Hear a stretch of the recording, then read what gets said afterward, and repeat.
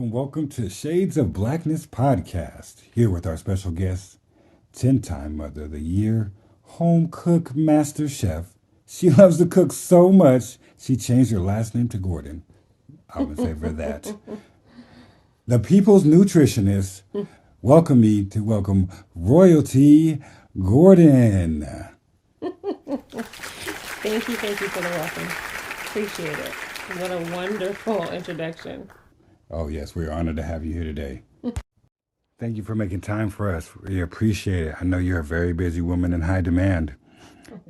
So I found out from my producers, they tell me that you have been on a journey inspired by your unique connection to your ethnicity. So you're taking an ethnic studies class, which is amazing. Yes. So we had some questions from some fellow students to see what you've discovered along the way that's helped you with your journey in this class. Okay. First things first. So race, ethnicity, and nationality are often blurred together by society, in my opinion. Brought this before the students, so they had a question to you. How do you feel society identifies you by?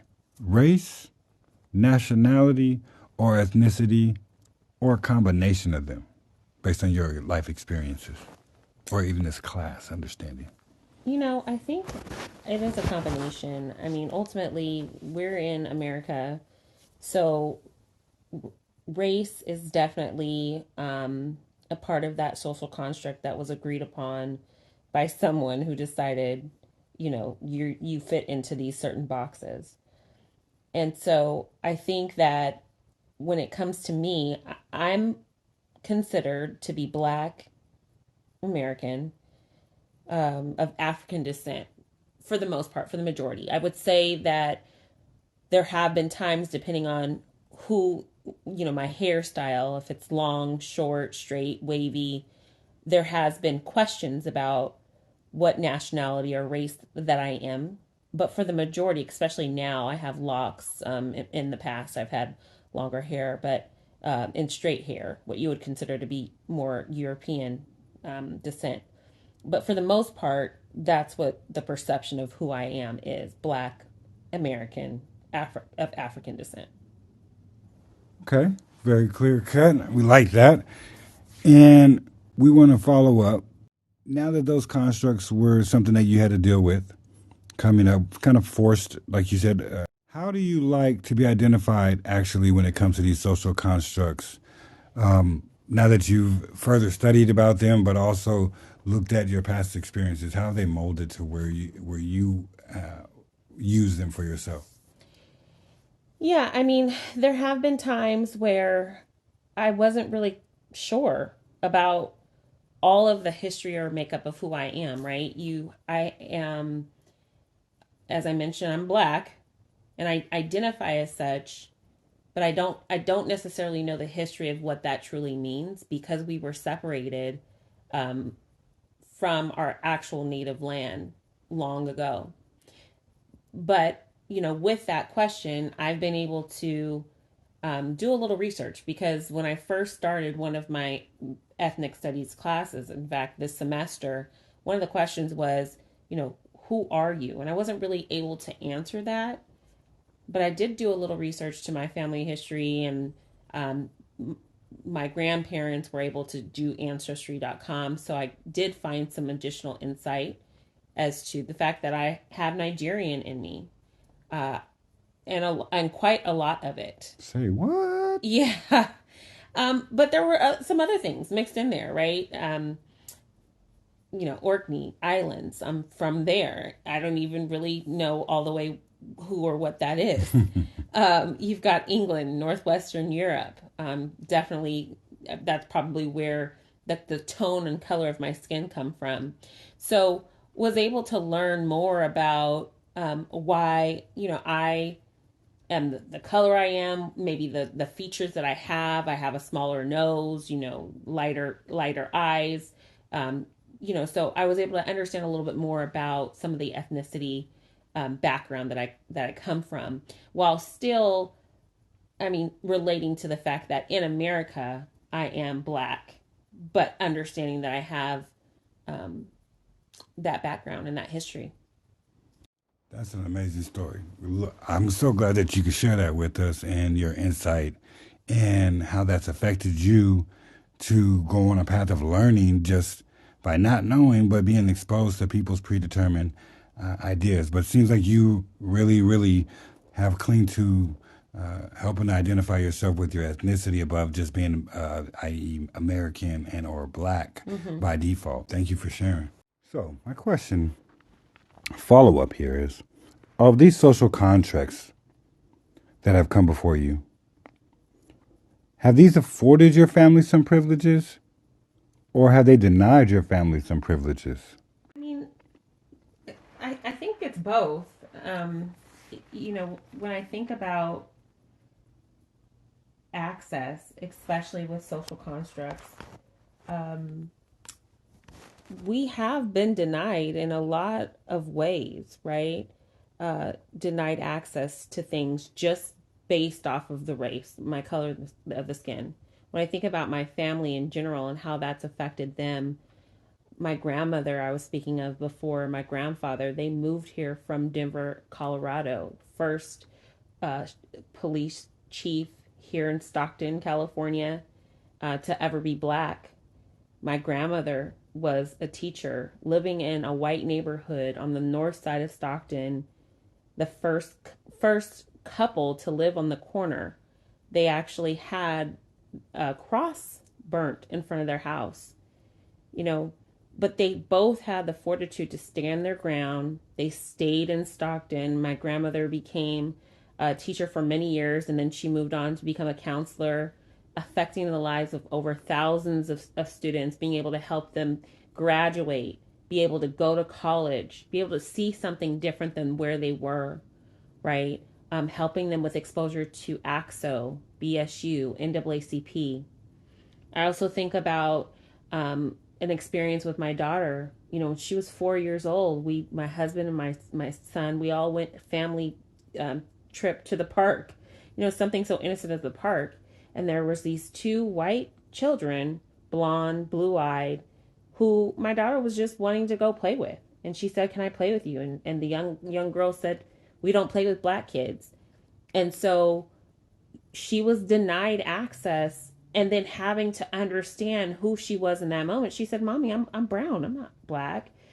So we didn't get an opportunity to be able to share with her who she was or anything. Somebody else had to have her have that experience of being denied friendship, and to be able to play, and to be able to, and then put herself in a box because of other learnings from racism. But with all that being said, from a family perspective, I think just in general, we're resilient people. We know how to take slop and make it gourmet meals. I definitely know how to throw down in the kitchen.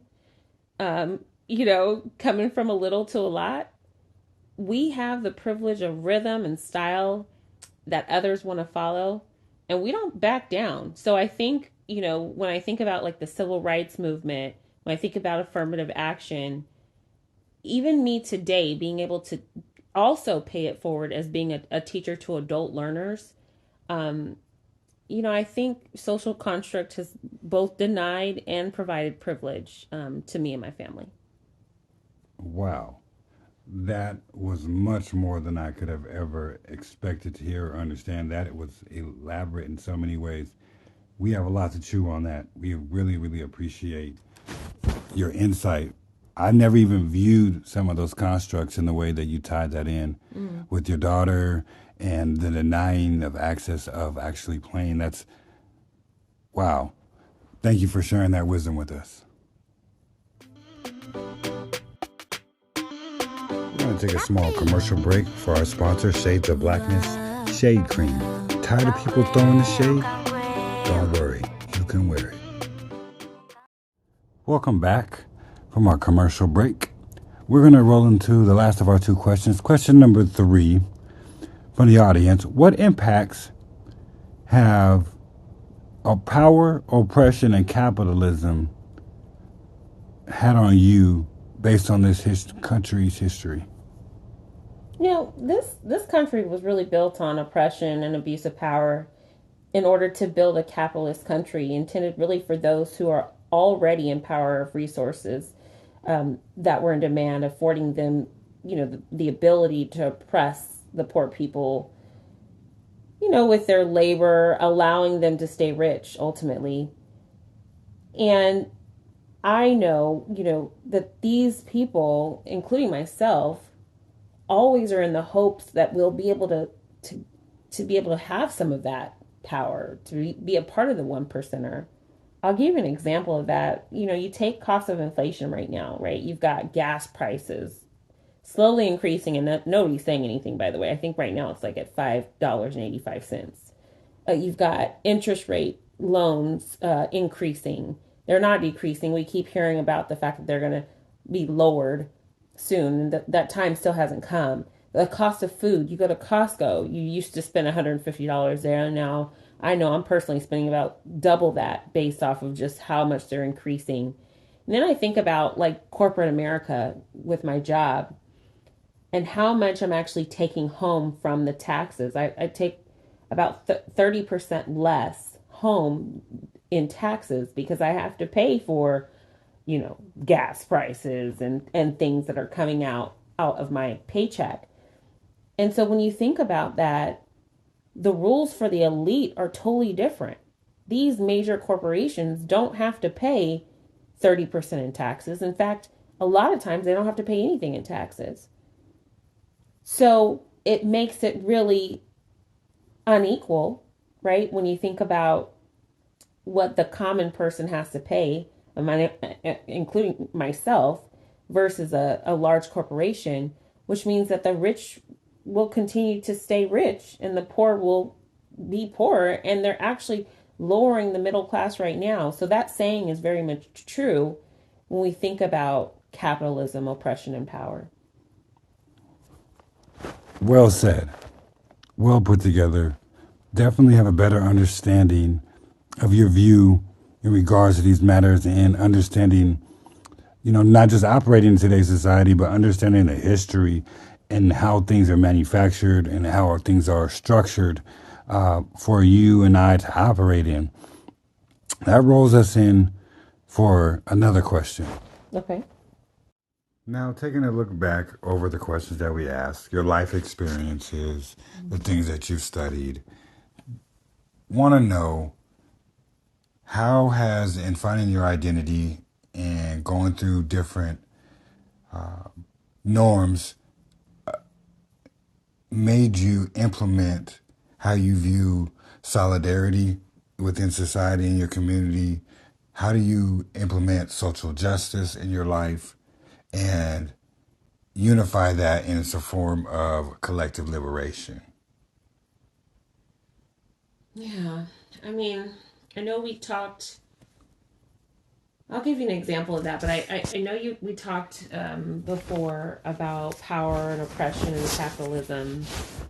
And it's important because it connects to what I do as a profession. My job, I work for a financial corporation, and I've been with them for 19 years, going on 20 years in December.